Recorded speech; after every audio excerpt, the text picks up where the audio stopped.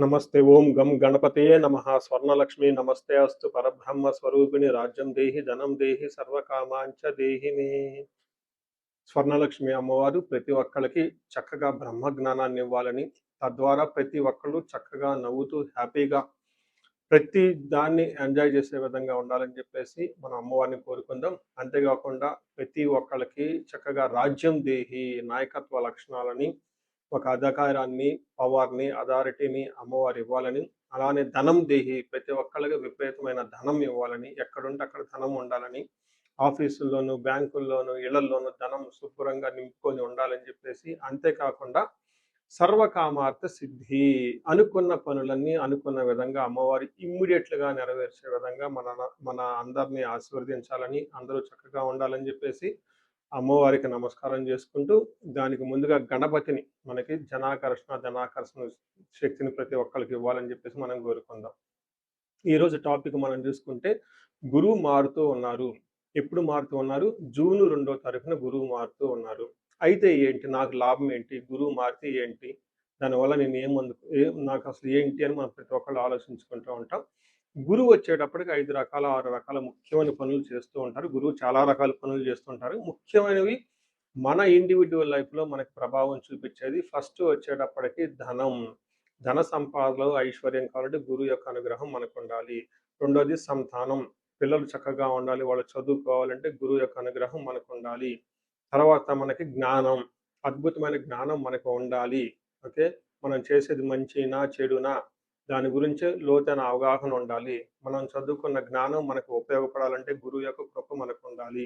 అంతేకాకుండా ధర్మచింతన, మనం ఫాలో అయ్యేది కరెక్ట్ మార్గంలో ఉన్నామా?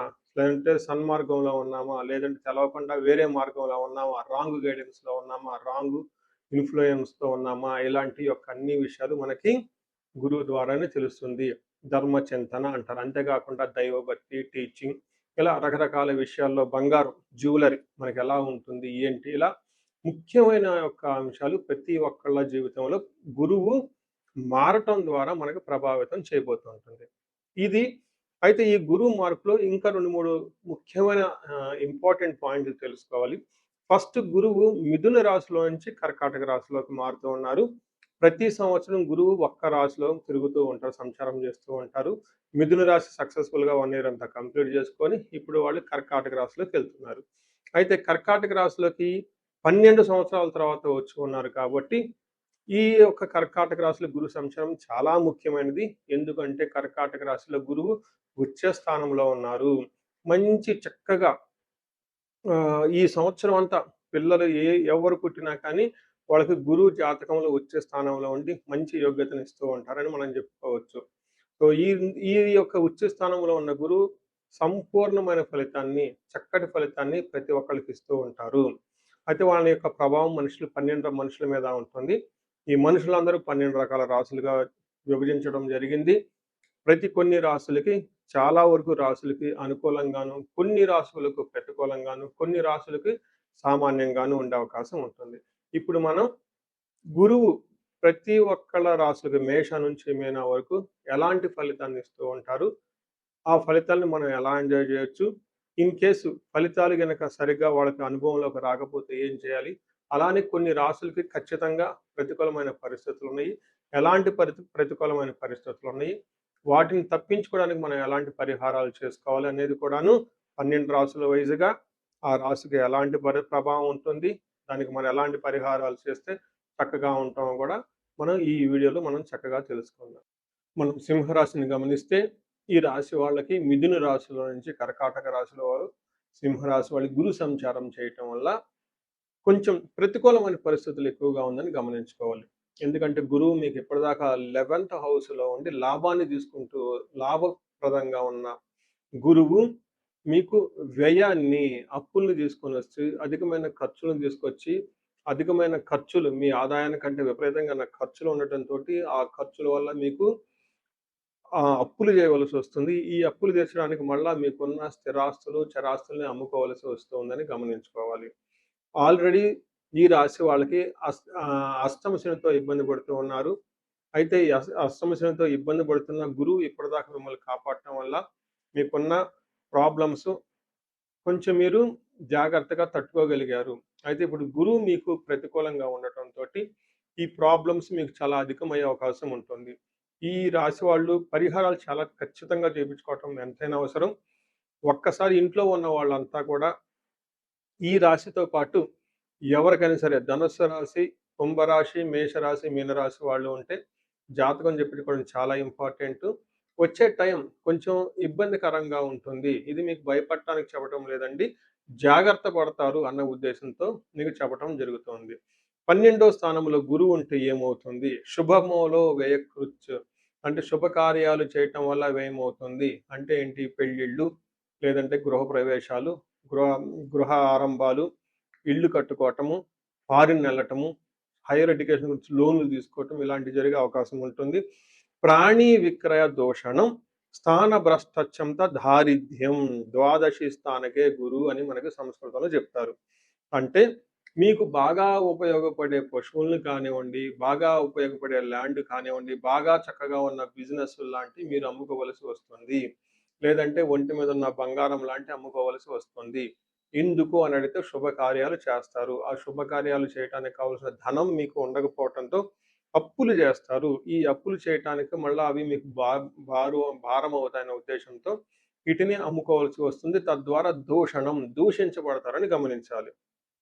ఇంతేకాకుండా మీకు స్థానభ్రష్టం అంటే ఉద్యోగంలో మీకు భంగం, అవమానాలు జరిగే అవకాశం ఎక్కువగా ఉంటుంది. కొంతమందికి జన్మజాతకం సరిగా లేకపోతే ఉద్యోగాలు కోల్పోయే అవకాశం కూడా చాలా ఎక్కువగా ఉంటుంది. దారిద్ర్యము అక్కడ మీకు అభివృద్ధి అనేది జరగకుండా మిమ్మల్ని బంధించబడినటువంటి పరిస్థితి ఉంటుంది కాబట్టి చాలా జాగ్రత్తగా ఈ రాశి వాళ్ళు చాలా ప్లానుడ్‌గా ఉండాలి. వీలైనంత ఎక్కువ టైము ఆధ్యాత్మికంగా గడపటము, తర్వాత భక్తికి సంబంధించిన పుస్తకాలు, గుడులు, తర్వాత ఆశ్రమాలు తిరగటం ఇవన్నీ చేస్తూ ఉండాలని గమనించాలి. అయితే కొంతలో కొంత బెనిఫిట్ ఏంటంటే మీకు దీర్ఘకాలికంగా ఉన్న సమస్యల అనారోగ్య సమస్యల నుంచి బయటపడతారు. తర్వాత ఎవరైతే బాగా చదువుకోవాలి అనుకుంటున్నారో వాళ్ళకి చదువు బాగొస్తుంది. తర్వాత కంఫర్టబుల్‌గా చక్కగా లగ్జరీగా ఉండే అవకాశం కూడా చాలా ఉంటుంది. కార్లు ఇలాంటివైతే ఖచ్చితంగా కొంటారు. అయితే ఈ విషయంలో కొంచెం గమనించుకొని ఒక్కసారి ఎవరైనా గనక ప్రాబ్లమ్ అనిపిస్తే ఇండివిడ్యువల్ జాతకంగా మీరు ఒకసారి చూపించుకోవటం చాలా చాలా ముఖ్యం. ఈ రాశి వాళ్ళు పర్టిక్యులర్‌గా చూపించుకోవడం చాలా చాలా అవసరం. సో చూసారు కదా! గురువు ఈ రాశి వాళ్ళకి ఎలాంటి అనుకూల ప్రతికూలాలు తీసుకొనొస్తున్నారు, ఫలితాలు తీసుకొనొస్తున్నారు, అనుభవంలోకి రాబోతున్నాయో ఈ జూన్ నుంచి 2027 జూన్ వరకు 2026 జూన్ నుంచి 2027 జూన్ వరకు ఎలాంటి ఫలితాలు ఉన్నారో మనం తెలుసుకుందాం. అయితే గురువు యొక్క అనుకూల ప్రభావం మన మీద ఉండటానికి మనం కొన్ని రకాల పరిహారాలను ఖచ్చితంగా చేసుకోవాల్సి ఉంటుంది. ఒకటి గురువుకి సంపూర్ణ శాంతి పూజలు చేసుకోవాలి. సంపూర్ణ శాంతి పూజలు అంటే ఏంటి? చాలా మందికి అవగాహన ఉండదు.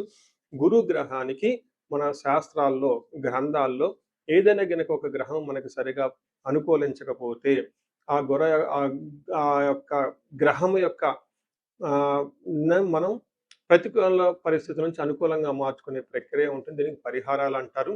మనకి శాస్త్రాల్లో ఏ విధంగా చెప్పారంటే గురువుకి జప సంఖ్య 16,000 సార్లు చేయాల్సి ఉంటుంది. అధిదేవత, ప్రత్యధి దేవత ఇంకొక 3,000, 2,000 సార్లు చేయాల్సి ఉంటుంది. సుమారుగా గురుగ్రహానికి ఇటు అటుగా ఒక 20,000 సార్లు జపం చేయాల్సి ఉంటుంది. అలానే గురుగ్రహానికి తర్పణం చేయాల్సి ఉంటుంది. గురుగ్రహానికి దానం చేయవలసి ఉంటుంది. గురుగ్రహానికి హోమం చేయవలసి ఉంటుంది. ఇలా ఈ 4 రకాల ప్రక్రియలను ఎవరైతే చేస్తారో గురుగ్రహ సంపూర్ణ శాంతి పూజలు అంటారు. అయితే ఇండివిడ్యువల్‌గా వాళ్ళు చేసుకోవటం కష్టం కాబట్టి సద్బ్రాహ్మణుల్ని, దేవాలయాల్లో ఉన్న పండితుల్ని, లేకుంటే గురువు యొక్క మంత్రాన్ని తీసుకొని వాళ్ళు కొన్ని లక్షల సార్లు, వేల సార్లు ఉపాసన చేసి చక్కగా సాధన చేసిన వాళ్ళ దగ్గరికెళితే ఆ మంత్రం వాళ్ళ ద్వారా సిద్ధించి గురువు యొక్క అనుకూలం మీకు అనుకూలంగా ఉంటుంది. ఇది కాకుండా గురువుకి సంబంధించిన దేవాలయాలు అంటే మేధా దక్షిణామూర్తి కానివ్వండి, లేదంటే హయగ్రీవ సంబంధించిన దేవాలయాలు చక్కగా విజిట్ చేయటం చాలా మంచిది. ఇంకా ముఖ్యంగా గురు గ్రహం యొక్క శాంతికి మీరు ఆశ్రమాలు చక్కగా విజిట్ చేయొచ్చు. భగవద్గీత, పురాణాలు, వేదాలు, వేదాంతాలు ఇలా యాన్షియంట్ స్క్రిప్చర్స్ పురాతనమైన గ్రంథాలను తెలుసుకొని అర్థం చేసుకుంటే చాలా బాగుంటుంది. గురుగ్రహ శాంతి గురించి ఇంకొకటి ముఖ్యమైనదంటే మీకు చదువు చెప్పిన గురువుల్ని వాళ్ళ దగ్గర ఆశీర్వాదం తీసుకోవడం చాలా ఇంపార్టెంటు. సాధువుల్ని, తర్వాత మీ ఇంటికి ఆహ్, ఎప్పటినుంచో అనాదిగా ఉన్న పురోహితులు, బ్రాహ్మణులు వాళ్ళు మీకు మంచి చెడు చెబుతుంటారు. అలాంటి వాళ్ళని మీరు సత్కరించటం, గౌరవించటం, వాళ్ళకి దక్షిణలు ఇవ్వటం ఇవన్నీ చేస్తే గురువు యొక్క అనుకూల గురు గ్రహం యొక్క అనుకూలం మీకు అనుకూలంగా ఉంటుంది. అంతేకాకుండా గురువు యొక్క అనుకూలమైన పరిస్థితులకి మీరు ఆహ్, గురువులకి సంబంధించిన దత్త చరిత్ర చదువుకోవటం ఇంకా చాలా బాగుంటుంది. ఇంకా మీరు ఆశ్రమాలలో గనక కొన్ని రోజులు గనక టైమ్ స్పెండ్ చేయగలిగితే అక్కడ యోగా చేయటం, మెడిటేషన్ చేయటం ఇవన్నీ చేస్తూ ఉంటే గురు గ్రహం యొక్క బలం పెరిగి ఇప్పటిదాకా మనం చెప్పుకున్న పరిస్థితుల్ని చక్కగా ఇంకా మంచి అద్భుతమైన రిజల్ట్ వచ్చే అవకాశం ఉంటుంది. ఇన్ కేస్ ప్రతికూలమైన పరిస్థితులు ఉన్నా గానీ ఆ ప్రతికూలమైన పరిస్థితులను అధిగమించి చక్కగా లైఫ్ అంతా ముందుకెళ్ళటానికి ఎంతో అవకాశం ఉంటుంది. ఈ సంవత్సరం ఈ గురువు యొక్క కర్కాటక రాశిలో ఉన్నంత వరకు 12 రాసుల వారికి చక్కగా అష్టైశ్వర్యాలు కలగాలని, భోగభాగ్యాలు కలగాలని చెప్పేసి, చక్కగా ఉండాలని చెప్పేసి నేను కోరుకుంటున్నాను. నమస్తే.